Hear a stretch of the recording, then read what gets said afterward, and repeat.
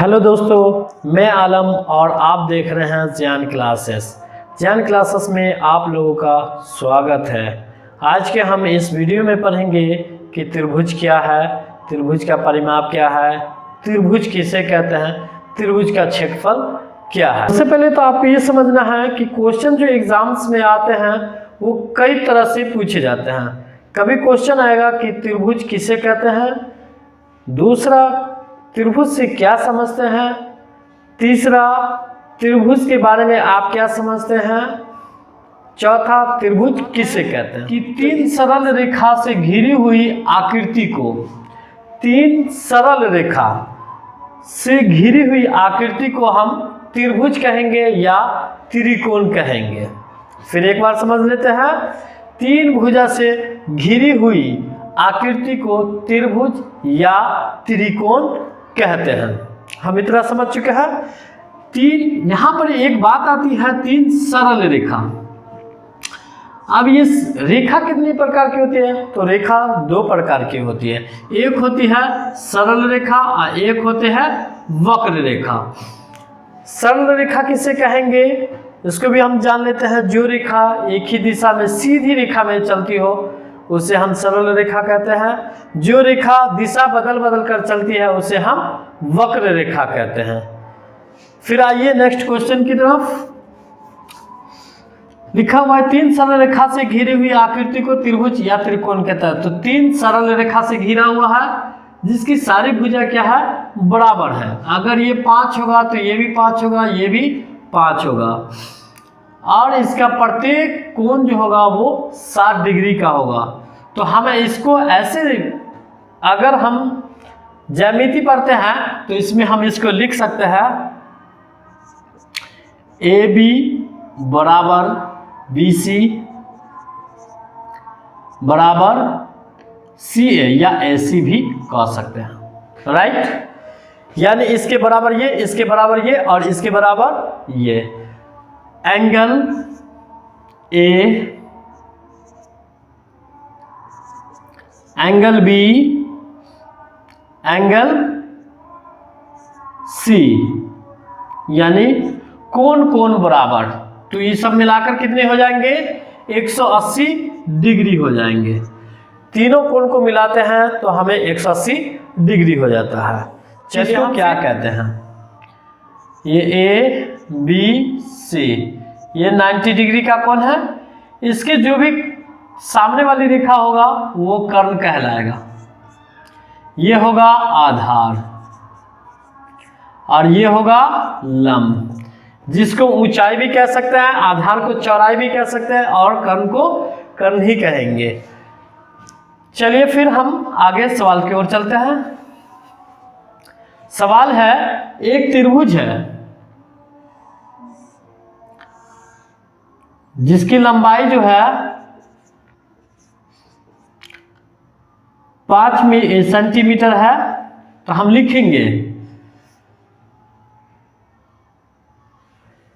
एक त्रिभुज दिया हुआ है, उसकी लंबाई दिया हुआ है, आधार भी दिया हुआ, उसका क्षेत्रफल ज्ञात करना है। तो मुझे कैसे ज्ञात करना होगा, त्रिभुज की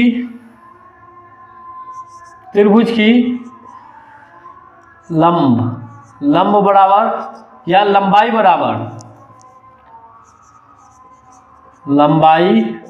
बराबर 5 सेंटीमीटर, चौड़ाई या आधार भी कह सकते हैं, लंबाई को ऊंचाई भी कह सकते हैं। तो इसको ऊंचाई भी लिख सकते हैं हम। त्रिभुज की ऊंचाई बराबर 5 सेंटीमीटर, आधार बराबर 10 सेंटीमीटर। ये एक सवाल दिया हुआ है, मुझे इसको हल करना है। कैसे हल करेंगे, हमें मालूम है कि त्रिभुज का क्षेत्रफल बराबर होता है 1/2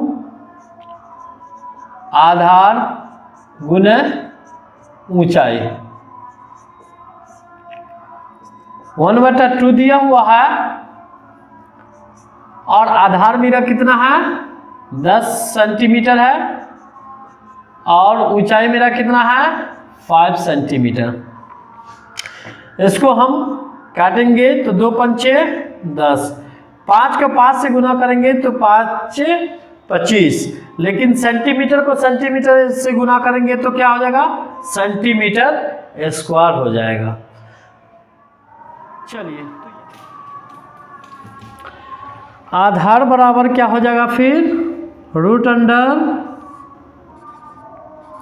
कर्ण स्क्वायर माइनस लंब स्क्वायर। तो एक फार्मूला से हम 3 फार्मूले को तैयार कर चुके हैं। आपको ये कर्ण वाला याद कर लेना है, लंब वाला और ये आधार वाला। हम समझने के लिए इन 3 फार्मूलों को बता चुके हैं। अब इसको हल कैसे करेंगे, आइए हम सबसे पहले सवाल को हल करते हैं। देखिए आधार दिया हुआ है और लंब दिया हुआ है, कर्ण नहीं दिया हुआ है, तो मुझे कर्ण ज्ञात करना है। सबसे पहले लिखेंगे त्रिभुज का आधार बराबर 6 मीटर, लंब बराबर 8 मीटर, तो कर्ण बराबर 8। तो मुझे कर्ण का फॉर्मूला बैठाना है। तो हमें मालूम है कि कर्ण बराबर रूट अंडर लंब स्क्वायर प्लस आधार स्क्वायर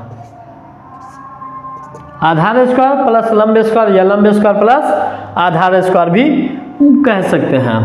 हमें मालूम है कि लंब का मान दिया हुआ 8 का स्क्वायर प्लस आधार, तो आधार मेरा 6, लेकिन मीटर है तो मीटर का भी ख्याल रखना होगा। देखिए 8 64 प्लस 6 36, और 64 और 36 क्या हो जाएगा रूट अंडर 100 मीटर। अगर हम 100 का वर्गमूल निकालते हैं तो कितना आएगा 10 आ जाएगा। तो ये मेरा रूट अंडर 10 मीटर निकल गया। ये तो मेरा कर्ण निकला। अब अगर हो सकता है बहुत से ऐसे क्वेश्चन आएंगे कि इसको मिटा दिया और इसको हमेशा के लिए रख दिया। कर्ण मेरा 10 मीटर हो गया और आधार मेरा 6 सेंटीमीटर और मुझे लंब 8 सेंटीमीटर, और मुझे कह रहा है कि आप जो है आधार ज्ञात कीजिए। तो फिर मुझे फॉर्मूला को याद रखना पड़ेगा और लिखेंगे त्रिभुज का आधार बराबर रूट अंडर कर्ण स्क्वायर माइनस लंब स्क्वायर। कर्ण का मान दिया हुआ है 10 का स्क्वायर माइनस लंब दिया हुआ है 8 का स्क्वायर। देखिए 10 का स्क्वायर करते हैं, अगर 10 को 10 बार गुना करते हैं तो 10 100 होता है, माइनस 8 64। 100 में से 64 को घटाओगे तो 36, और फिर 36 का वर्गमूल आएगा 6। तो ये मेरा आधार क्या निकल गया 6। फिर तीसरा सवाल आएगा कि आप त्रिभुज का लंब बराबर, फिर हम कहेंगे रूट अंडर कर्ण स्क्वायर माइनस आधार स्क्वायर। कर्ण का मान बैठाएंगे 10 का स्क्वायर फिर माइनस 6 का स्क्वायर। 10 का स्क्वायर करते हैं तो फिर मुझे 100 आ जाता है, 100 और 6 36। अब हम 100 में से 36 को घटाएंगे तो कितना आएगा 64, और 64 का वर्गमूल क्या आएगा 8। राइट। और फिर अब पढ़ेंगे कि त्रिभुज कितने प्रकार के होते हैं। अभी हम पढ़ चुके हैं त्रिभुज किसे कहते हैं, त्रिभुज का परिमाप कैसे ज्ञात किया है, त्रिभुज में कौन कौन है, आधार कौन है, लंब कौन है, सारे चीज़ को हम पिछले क्वेश्चन में पढ़ चुके हैं। अब क्वेश्चन है त्रिभुज कितने प्रकार के होते हैं।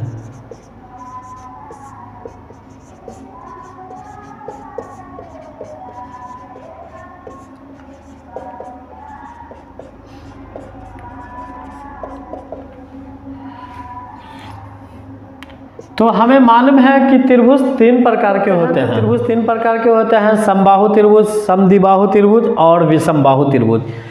फिर क्वेश्चन आता है कि समबाहु त्रिभुज किसे कहते हैं, तो जिसकी सारी भुजाएं बराबर हो उसे समबाहु त्रिभुज कहते हैं। समद्विबाहु त्रिभुज, जिसकी 2 भुजा बराबर हो उसे समद्विबाहु त्रिभुज कहते हैं। और जिसकी कोई भुजा बराबर न हो उसे विषमबाहु त्रिभुज कहते हैं। जैसे एक त्रिभुज मान लेते हैं जिसकी तीनों भुजा बराबर है, ये 5 रहेगा तो ये भी 5 रहेगा। तो जिसकी 2 भुजा बराबर हो उसे हम समद्विबाहु त्रिभुज कहते हैं। बहुत ऐसे क्वेश्चन आते हैं कि ये रहा, इसका दिया हुआ है 6, इसका दिया हुआ 5, इसका दिया हुआ 7, तो ये हो गया विषमबाहु त्रिभुज। तो मुझे समझ में आ गया कि त्रिभुज कितने प्रकार के होता है। त्रिभुज 3 प्रकार के होता है, समबाहु त्रिभुज, समद्विबाहु त्रिभुज, विषमबाहु त्रिभुज। उसे किसे कहते हैं, तो जिसकी सारी भुजा बराबर हो उसे समबाहु त्रिभुज, जिसकी कोई भुजा बराबर ना हो, जिसकी 2 भुजा बराबर हो उसे समद्विबाहु त्रिभुज, और जिसकी कोई भुजा बराबर ना हो उसे विषमबाहु त्रिभुज। तो इसके बाद अब जो सवाल आएगा, बहुत से ऐसे सवाल आएंगे कि एक ये केंद्र दिया हुआ है और केंद्र के ऊपर में जो है 3 लंब दिया हुआ है, तो इसको भी हम ज्ञात करेंगे नेक्स्ट क्वेश्चन में। बहुत ऐसा सवाल आएगा कि एक वृत्त दिया हुआ है, उस वृत्त अंतःवृत्त, इस पे भी हम सवाल ज्ञात करेंगे इसकी त्रिज्या ज्ञात करने के लिए। बहुत ऐसे क्वेश्चन आपके पास आएंगे, हम अगले वीडियो में पढ़ेंगे कि एक त्रिभुज दिया हुआ उसके बाहरी वृत्त को भी है मुझे ज्ञात करना है। तो हम नेक्स्ट सवाल में इसी सब को पढ़ेंगे। पहले हमें बेसिक का जानना बहुत ज़रूरी था, इसलिए हम नेक्स्ट वीडियो में लेकर आते हैं ये सवाल। तो चलिए हम फिर नेक्स्ट सवाल में समबाहु त्रिभुज किसे कहते हैं, तो जिसकी सारी भुजाएं बराबर हो उसे समबाहु त्रिभुज कहते हैं। समद्विबाहु त्रिभुज, जिसकी 2 भुजा बराबर हो उसे समद्विबाहु त्रिभुज कहते हैं। और जिसकी कोई भुजा बराबर न हो उसे विषमबाहु त्रिभुज कहते हैं। जैसे एक त्रिभुज मान लेते हैं जिसकी तीनों भुजा बराबर है, ये 5 रहेगा तो ये भी 5 रहेगा, ये भी 5 रहेगा, तो ये हो गया समबाहु त्रिभुज। उसके बाद एक त्रिभुज है और जिसकी 2 भुजा बराबर हो, यानी आमने सामने की भुजा बराबर हो, ऐसे मान लेते हैं। तो अगर ये 5 रहेगा तो ये 5 रहेगा और ये 6 रहेगा, तो जिसकी 2 भुजा बराबर हो उसे हम समद्विबाहु त्रिभुज कहते हैं। बहुत ऐसे क्वेश्चन आते हैं कि ये रहा, इसका दिया हुआ है 6, इसका दिया हुआ 5, इसका दिया हुआ 7, तो ये हो गया विषमबाहु त्रिभुज। तो मुझे समझ में आ गया कि त्रिभुज कितने प्रकार के होता है। त्रिभुज 3 प्रकार के होता है, समबाहु त्रिभुज, समद्विबाहु त्रिभुज, विषमबाहु त्रिभुज। उसे किसे कहते हैं, तो जिसकी सारी भुजा बराबर हो उसे समबाहु त्रिभुज, जिसकी कोई भुजा बराबर ना हो, जिसकी 2 भुजा बराबर हो उसे समद्विबाहु त्रिभुज, और जिसकी कोई भुजा बराबर ना हो उसे विषमबाहु त्रिभुज। तो इसके बाद अब जो सवाल आएगा, बहुत से ऐसे सवाल आएंगे कि एक ये केंद्र दिया हुआ है और केंद्र के ऊपर में जो है 3 लंब दिया हुआ है, तो इसको भी हम ज्ञात करेंगे नेक्स्ट क्वेश्चन में। बहुत ऐसा सवाल आएगा कि एक वृत्त दिया हुआ है, उस वृत्त अंतःवृत्त, इस पे भी हम सवाल ज्ञात करेंगे इसकी त्रिज्या ज्ञात करने के लिए। बहुत ऐसे क्वेश्चन आपके पास आएंगे, हम अगले वीडियो में पढ़ेंगे कि एक त्रिभुज दिया हुआ उसके बाहरी वृत्त को भी है मुझे ज्ञात करना है। तो हम नेक्स्ट सवाल में इसी सब को पढ़ेंगे। पहले हमें बेसिक का जानना बहुत ज़रूरी था, इसलिए हम नेक्स्ट वीडियो में और किसी त्रिभुज की तीनों भुजा आपस में समान हो उसे हम समबाहु त्रिभुज कहते हैं। अगर समबाहु त्रिभुज की जब तीनों भुजा बराबर आपस में होगी तो ऑटोमेटिक है कि तीनों भुजा जो है, तीनों कोण जो है समान होंगे। अगर तीनों कोण समान होंगे तो फिर तीनों कोण का 180 डिग्री कोण बनेगा। एक कोण का मान जो होगा वो 60 डिग्री का होगा, तो दूसरे एक कोण का मान जो होगा वो भी 60 डिग्री का होगा, और तीसरे का जो होगा वो भी 60 डिग्री का। तो ये तीनों कोण मिलाकर जो है 180 डिग्री होगा। तो तीन भुजा से घिरे हुए समतल क्षेत्र को हम त्रिभुज कहते हैं, और त्रिभुज की तीनों भुजा आपस में समान हो उसे हम समबाहु त्रिभुज कहते हैं। और जब तीनों भुजा जब समान होती है तो तीनों भुजा उनका क्या होता है, बराबर होता है, समान होता है। तो तीनों का एक का कोण जो होगा वो 60 डिग्री का होगा, और तीनों मिलाकर जो होगा 180 डिग्री का होगा। तो आइए हम फिर परिमाप की ओर चलते हैं। समबाहु त्रिभुज का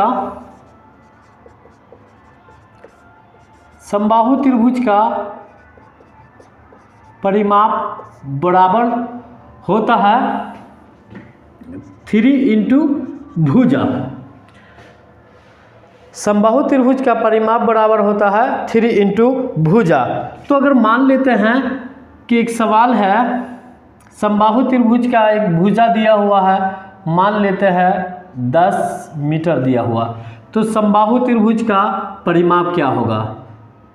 तो हम लिखेंगे समबाहु त्रिभुज का परिमाप बराबर होगा 3 इंटू भुजा। तो भुजा मेरा कितना है 10, तो 10 या 30।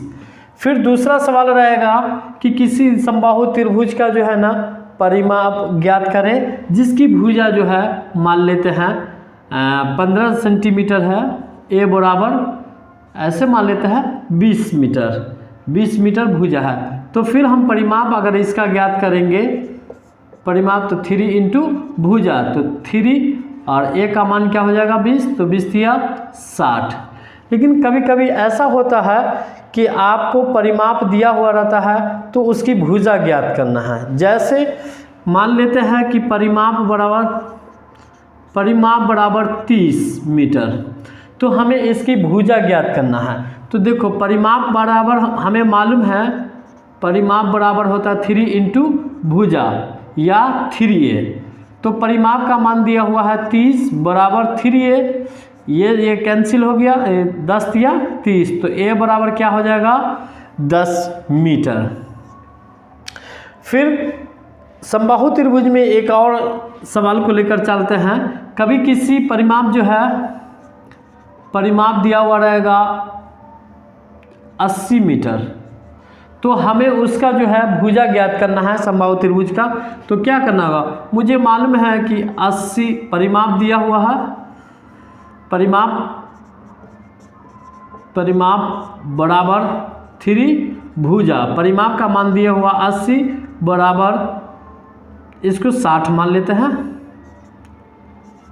60 और 3 भुजा 20 या 60, तो फिर ये ए बराबर, तो एक भुजा का मान जो हो गया ये 20 हो गया।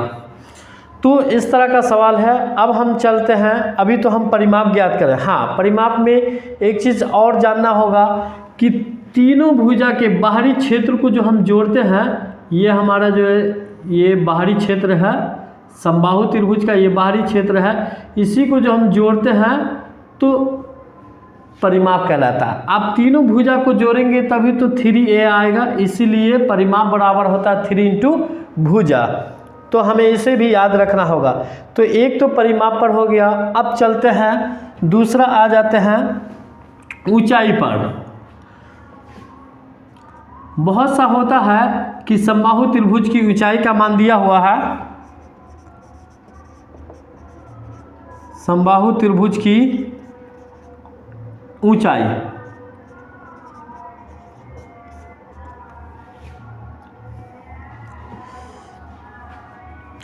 समबाहु त्रिभुज की ऊंचाई जो है फार्मूला है, फार्मूला एक परिमाप हम लिखा चुके हैं, फार्मूला लिखा देते हैं।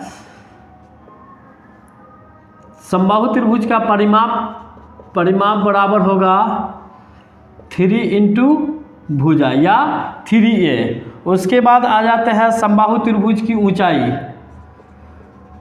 ऊंचाई बराबर √3/2 भुजा। उसके बाद समबाहु त्रिभुज का क्षेत्रफल होगा √3/4 इंटू भुजा स्क्वायर।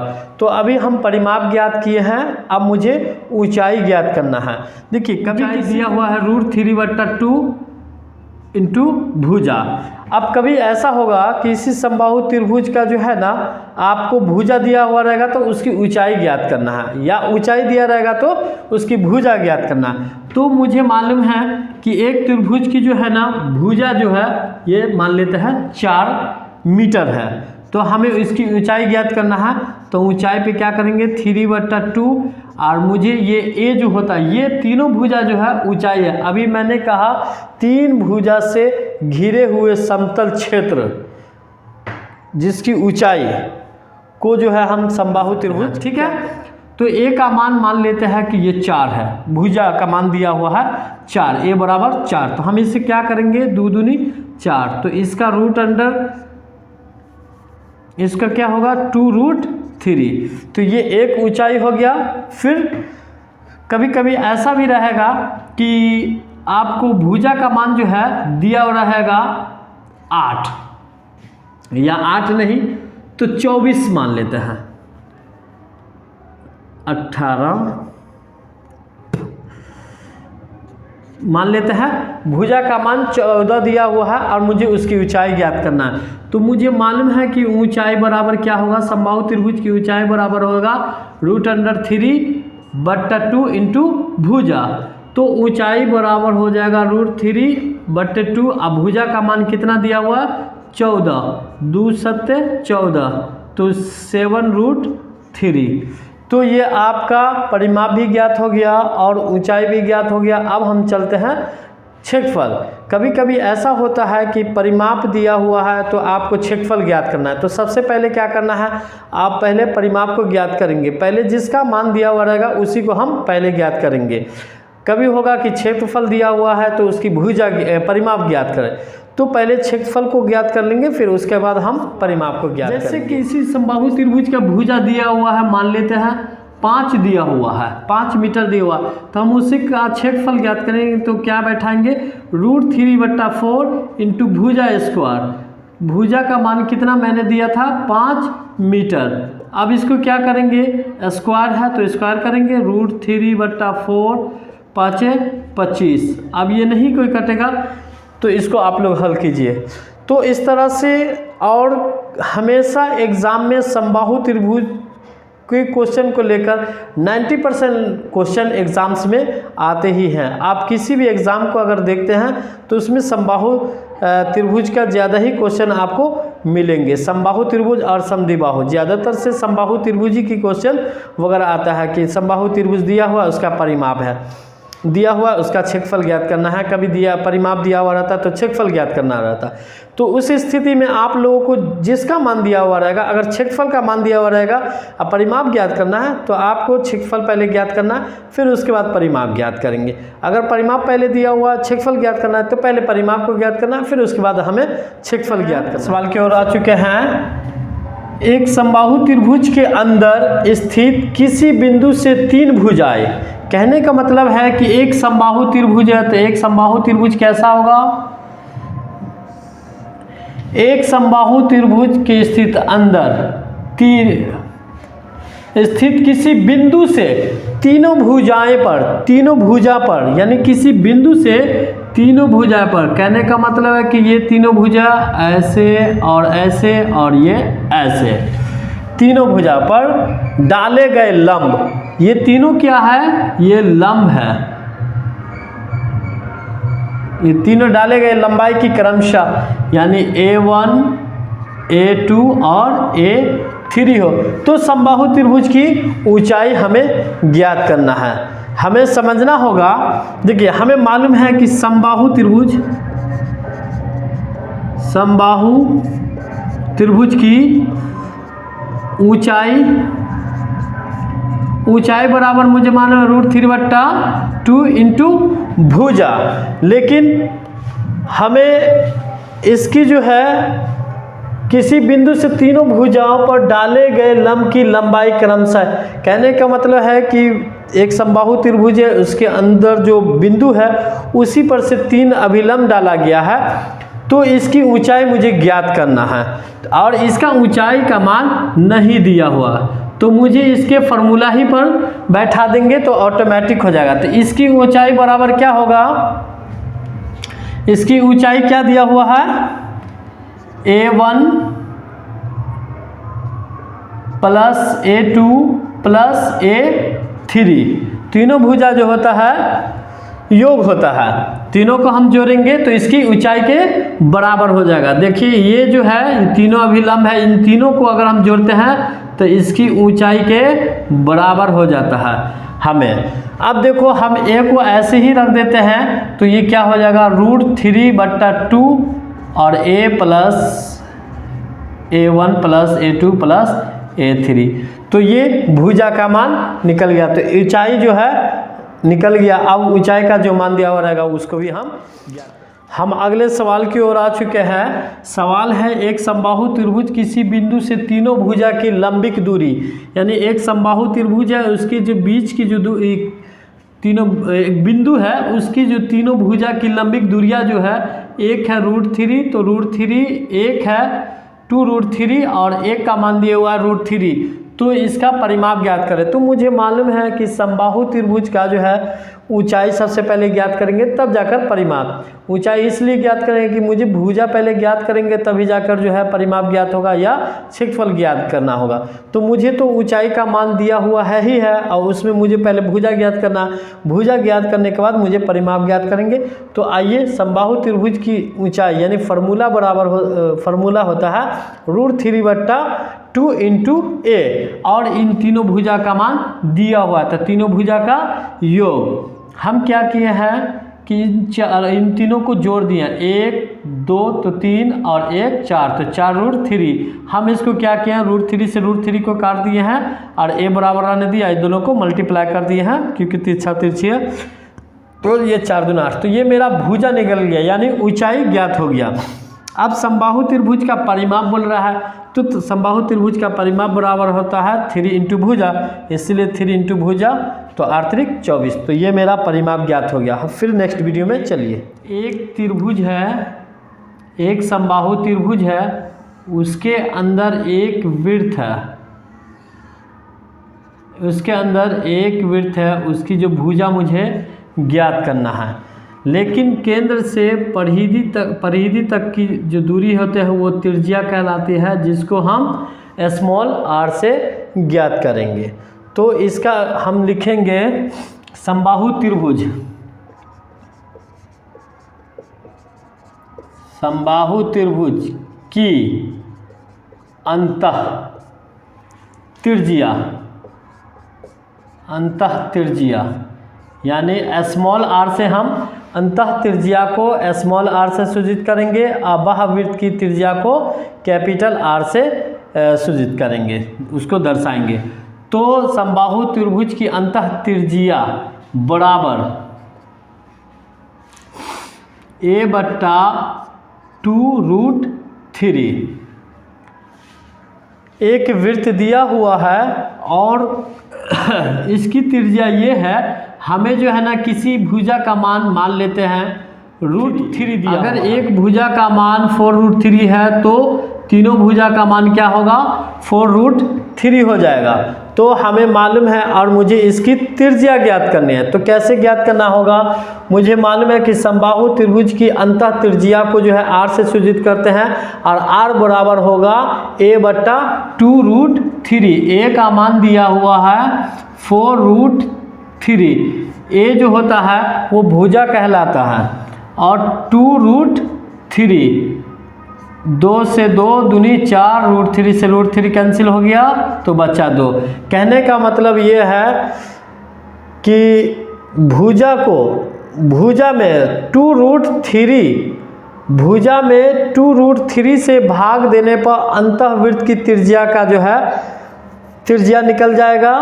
अगर फिर उसके बाहरी वृत्त का जो रहेगा तो A/√3 से जो भाग करेंगे भुजा को √3 से भाग करेंगे तो बाहरी वृत्त की जो है त्रिज्या ज्ञात हो जाएगी। तो मुझे अंतःवृत्त का सवाल अक्सर आता रहता है, बाहरी वृत्त का भी सवाल अक्सर आता रहता है। तो मुझे इस फार्मूले, दो ही फार्मूला को मुझे याद रखना है। अंतःवृत्त का रहेगा तो मुझे a/2√3 करना है, और बाहरी वृत्त का रहेगा तो a/√3। हम दूसरे सवाल को भी बताएंगे, एक हो गया। दूसरा सवाल रहेगा इसमें, अब आ जाते हैं बाहरी वृत्त। त्रिभुज दिया हुआ है और इसके बाहरी वृत्त की त्रिज्या को मुझे ज्ञात करना है। तो ये केंद्र से परिधि की दूरी को हम जो है त्रिज्या कहते हैं, जिसको कैपिटल R से ज्ञात करेंगे। लेकिन बाहरी वृत्त की त्रिज्या, जब त्रिभुज की बाहरी वृत्त त्रिभुज के बाहर वृत्त रहेगा और उसकी त्रिज्या ज्ञात करेंगे तो दुगुनी हो जाएगी। अगर समबाहु त्रिभुज के अंदर रहेगा वृत्त तो उसकी जो त्रिज्या ज्ञात करेंगे तो उसका छोटा हो जाएगा या कम रहेगा। तो बड़ी त्रिज्या की ये आधा हो जाएगा, और अगर इसको गुना करते हैं तो इसका ये बड़ी त्रिज्या ज्ञात करेंगे तो दुगुना हो जाएगा। अब मुझे मालूम है कि समबाहु त्रिभुज की परिवृत्त या बाह्य या परिवृत्त यानी बाहरी a/√3। तो कहने का मतलब है कि किसी त्रिभुज का जो मान दिया हुआ रहेगा, a का मान दिया रहेगा 2√3 दिया हुआ रहेगा, तो इसका भी 2√3 हो जाएगा, 2√3 इसका भी हो जाएगा।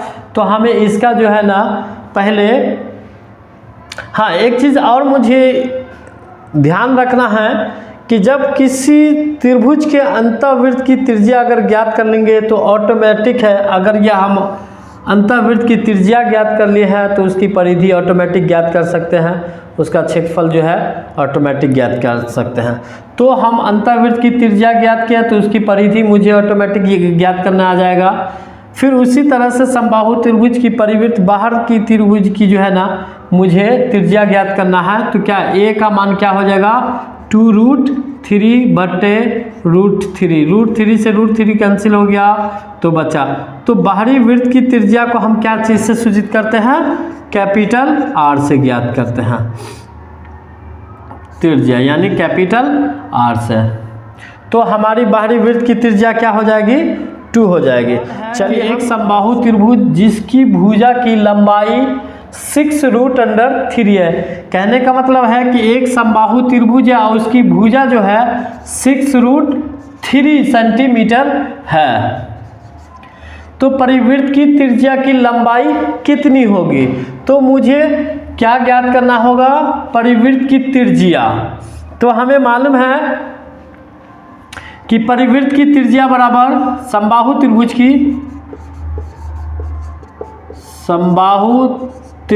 की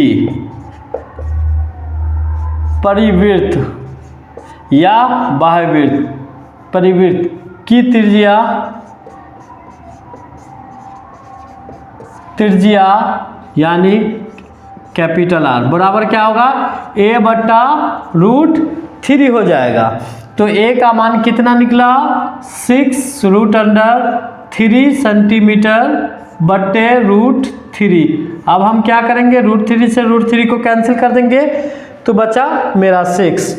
तो इस तरह से समबाहु त्रिभुज का क्वेश्चन आपके पास आता रहेगा और उसमें अंतःवृत्त का त्रिभुज और बाहरी वृत्त का त्रिभुज का जो है ना आपको हमेशा सवाल अक्सर पूछे जाते हैं। एक समबाहु त्रिभुज के परिवृत्त का क्षेत्रफल,